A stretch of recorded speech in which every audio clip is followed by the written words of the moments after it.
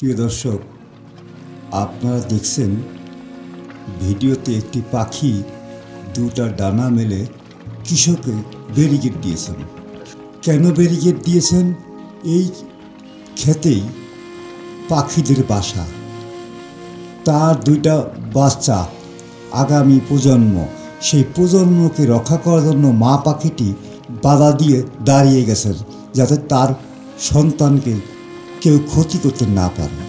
এটা চালক, সে হঠাৎ করে তার চোখের নজরে আসলো, এ কী হচ্ছে, পাখিটি কেন আমাকে ব্যারিকেড দিল?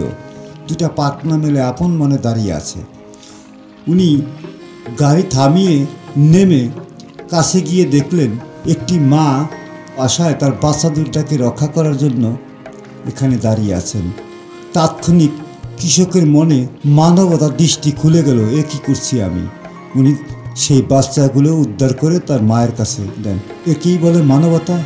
আমাদেরও উচিত আগামীতে সবার প্রতি সদয় হওয়া এবং মানবতাবোধ তৈরি করা।